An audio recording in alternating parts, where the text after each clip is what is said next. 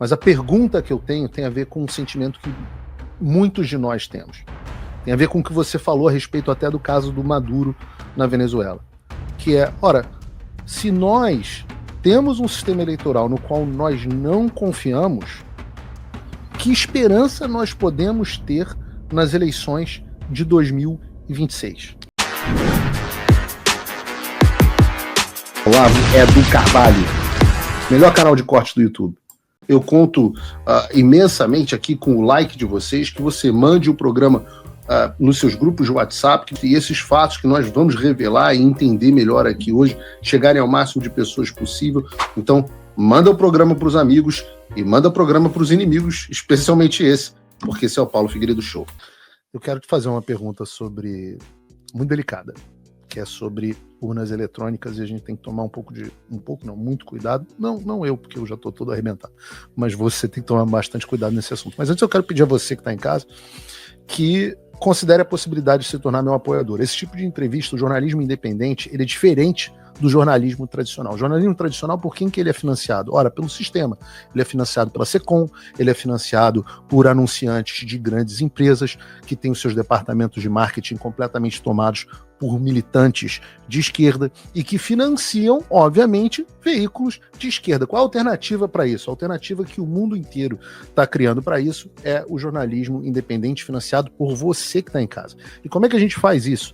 No meu caso, estou proibido de aceitar, estou com as contas bancárias bloqueadas no Brasil há 3 anos, foi aniversário de 3 anos de bloqueio das minhas contas bancárias na semana passada, 3 anos de contas bancárias bloqueadas, mas você pode se tornar meu apoiador através do meu site, numa transação internacional completamente sigilosa para você. Você entra em www.paulofigueiredoshow.com/apoie e você, com a módica quantia de pouco mais de $5 por mês, você, usando o cupom da descrição, você se torna meu apoiador, mais barato ainda se você fizer o anual, ou você pode se tornar meu patrono Gold com $49 por mês ou $499 por ano. Nos dois casos, você ganha uma quantidade colossal de conteúdo exclusivo. Eu sempre digo que eu só tenho isso a oferecer, conteúdo ou meu corpinho nu.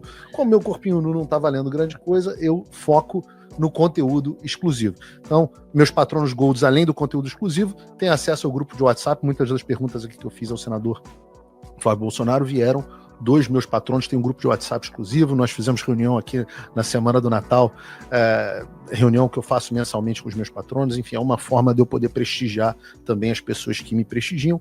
O link está aqui na descrição. Senador, sobre urnas eletrônicas, e aqui de novo, eu vou navegar com extremo cuidado, tá?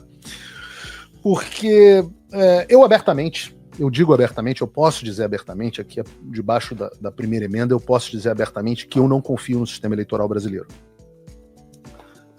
O seu pai também disse que não confia no sistema eleitoral brasileiro e nós estamos sofrendo as consequências disso. Seu pai está preso por dizer que não confia no sistema eleitoral brasileiro, e não sou eu que estou dizendo isso, porque o próprio Alexandre de Moraes o interrogou a esse respeito, todos nós vimos.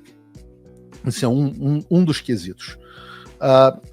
Aliás, vocês que estão em casa, eu peço a você que está nos assistindo que você nos diga se você confia no sistema eleitoral brasileiro aqui no nosso chat ou nos comentários se você estiver assistindo depois. Não sei qual é a sua posição, mas a pergunta que eu tenho tem a ver com um sentimento que muitos de nós temos. Tem a ver com o que você falou a respeito até do caso do Maduro na Venezuela. Que é, ora, se nós temos um sistema eleitoral no qual nós não confiamos, que esperança nós podemos ter nas eleições de 2026? Ô Paulo, eu não vou entrar nessa questão de fraude em urna ou não, porque como você falou, você pedir mais transparência, mais segurança no processo eleitoral virou um crime de atentado contra a democracia. Aí você já vê que a nossa democracia é totalmente relativa, né? Porque, na verdade, quando a leitura que eu faço, Paulo, com relação à revolta da população com o que aconteceu em 2022, tem mais a ver com o comportamento do próprio TSE, comandado ali pelo Alexandre de Moraes, de desequilibrar a disputa entre o presidente Bolsonaro e o Lula, cara. Nós fomos censurados de botar, por exemplo, na nossa propaganda de televisão, que o Lula tinha proximidade com ditadores como o Maduro. Era fake news. A gente está vendo que não é. Nós fomos proibidos de mostrar todos os escândalos de corrupção que existiram durante o governo Lula. os governos Lula, porque os maiores escândalos de corrupção no Brasil, quem era o presidente? Lula. 2003, Mensalão, presidente? Lula. 2007, Petrolão, presidente? Lula. 2023, escândalo do roubo dos aposentados, presidente? Lula, com agravante, o filho dele está sendo acusado de ser um dos principais beneficiários do roubo dos velhinhos do INSS. Está sendo acusado de uma mesadinha de R$300 mil por mês do careca do INSS.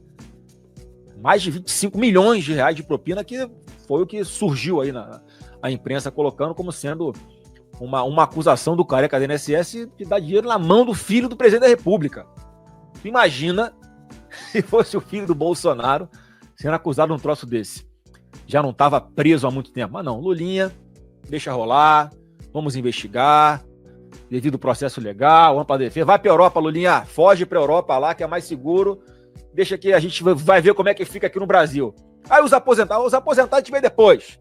Pode roubar. Assim, é isso, essa mentalidade de quem está hoje sentado na cadeira de presidente da República. Os maiores escândalos de corrupção são do governo Lula. Então, assim, Paulo, eu acredito que isso a gente não pôde mostrar nas eleições e diversas outras coisas. Foram mais de 1 milhão de minutos de propaganda de rádio em que nós não pudemos denunciar. O caso do Radiolão. O caso do Radiolão.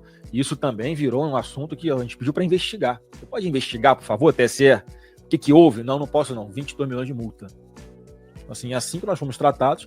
Eu acho que isso revoltou muito a população, que levou a população aí às ruas, por não acreditar no processo eleitoral como um todo, por causa dessa atuação sistemática e premeditada de Alexandre de Moraes, principalmente usando seus instrumentos de pressão sobre alguns outros membros do TSE. E o resultado foi essa revolta da população, e que eu acredito que pelo menos isso, Paulo, não vai acontecer nas próximas eleições de 26, porque nós não teremos Alexandre de Moraes no TSE. Então, assim, esse desequilíbrio... Você tá falando a respeito da condução... Da composição do TSE. Que não tem nada a ver com as urnas, tem a ver com a condução do processo. Não tem nada a ver com as urnas, porque virou um assunto proibido, se a gente não pode investigar, como é que eu vou falar se tem ou se não tem as fraudes? Você pode acreditar que sim, pode acreditar que não. Eu acho que o Maduro pode acabar falando alguma coisa nesse sentido, por isso que eu falei do vídeo que o Trump postou sobre as fraudes nas eleições dos Estados Unidos no dia da prisão do Maduro. Quer dizer, deve ter alguma conexão, mas aí virou, assim, a gente fica torcendo. Mas o que você tem a dizer ao eleitor que está desacreditado? Que eu ouço de gente que fala assim, olha, não adianta, eu não vou nem votar, porque eu já sei que o resultado, não importa o que aconteça, vai ser 51-49, porque o pai disse isso antes, vai ser 51-49 quando chegarem os votos do Nordeste na hora da apuração. Eu quero que você olhe para a câmera e diga ao eleitor, o que você tem para dizer para esse eleitor?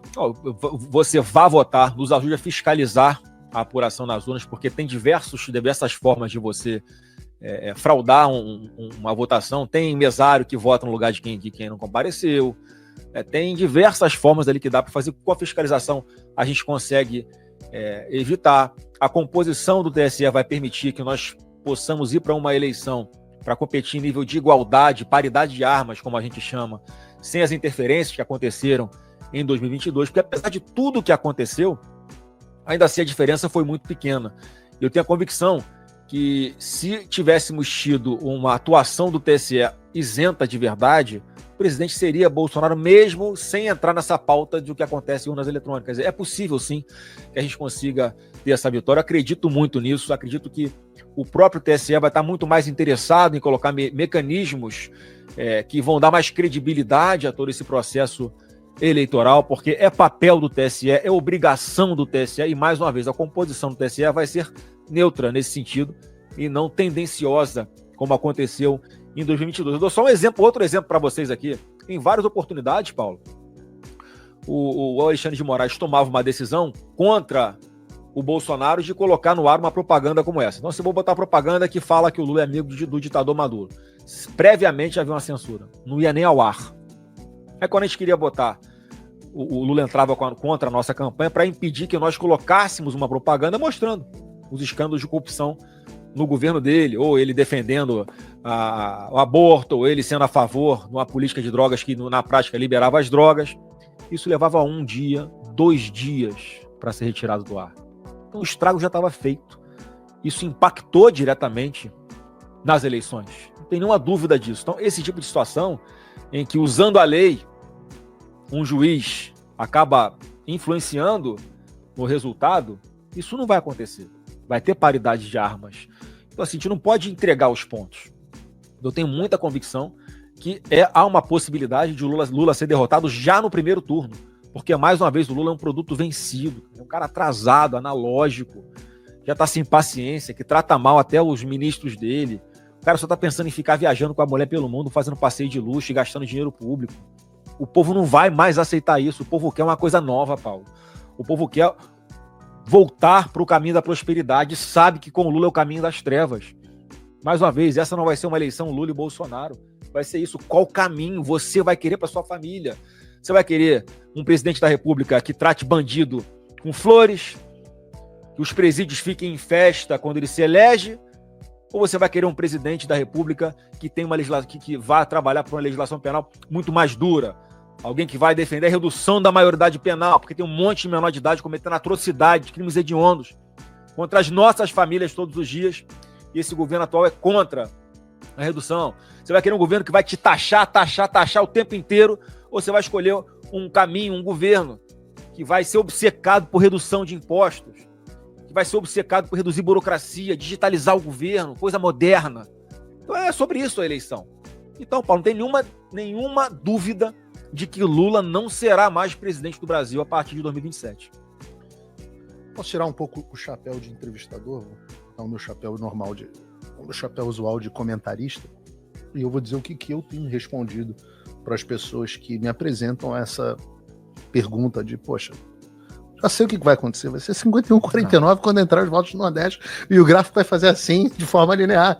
Tá pronto o algoritmo. Eu respondo para essas pessoas o seguinte, olha, eu não confio no sistema eleitoral, eu não confio nas urnas, mas eu não sei qual o tamanho, qual a extensão da capacidade de modificação que essas pessoas têm. Não sei. O que me parece é que o poder deles não é absoluto. Se fosse absoluto, eles teriam diversos governos do Estado que eles não receberam, diversas cadeiras do Senado que eles não tiveram, e além disso, eles teriam deixado Jair Bolsonaro concorrer, porque a melhor forma de legitimar o plano deles era deixar Jair Bolsonaro perder de novo 51-49 nas urnas. Da mesma forma que nos Estados Unidos, eu não... E também 18, né? Se fosse 100% de manipulação, a gente não Bolsonaro sabe. não era eleito, né? Ou vão voltar. Pois é, 2018, mas podemos voltar também. O que aconteceu com o caso do Aécio, a gente não sabe. Que confiança a gente não tem, mas a gente sabe que o poder deles não é absoluto. Da mesma forma que nos Estados Unidos, hoje, qualquer cidadão bípede já sabe que houve fraude nas eleições americanas de 2020.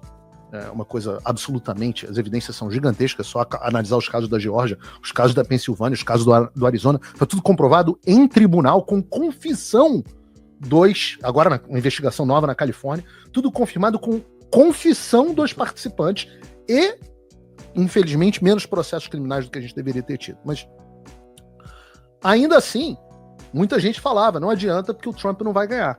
O que o Trump fez? Uma eleição que é too big to rig, que é grande demais para ser roubada.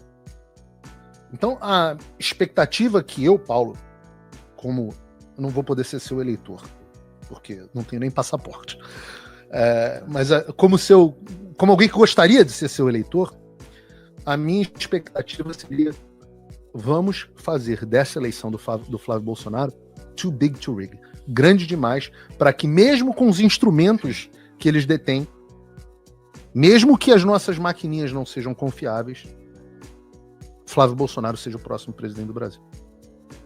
Esse é meu comentário político no meio da sua entrevista. Não preciso comentar o seu comentário não, né? Não. Então, beleza.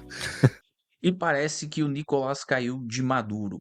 Para quem achava que Donald Trump havia desistido de combater a esquerda aqui na América Latina pelo fim da Magnitsky, estava enganado. Donald Trump não desistiu e eu convido você a não desistir também.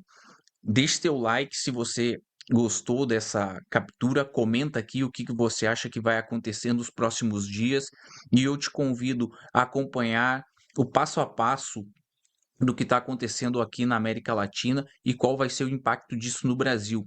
Se inscrevendo no canal e ativando o sininho das notificações para você não perder nada. Eu vou estar trabalhando dia e noite para trazer as melhores informações e análises do que está acontecendo no Brasil e no mundo aqui no canal Olavo do Carvalho. Lembrando que eu tenho vídeos novos no canal todos os dias às 18, 19 e 20 horas. Então não perde tempo e ativa o sininho das notificações. Se você quer ajudar ainda mais o meu trabalho, você pode se tornar membro aqui do canal e fazer parte de quem não desiste do Brasil. Vai ter o link aqui na descrição do vídeo para você se tornar membro do canal e receber na frente os vídeos que vão ao ar às 18, 19 e 20 horas. A gente sempre dá prioridade para os nossos membros. Já são mais de 300 membros aqui no canal e eu te convido a fazer parte. Então, deixe teu like. Muito obrigado por você ter acompanhado o vídeo até aqui e até a próxima.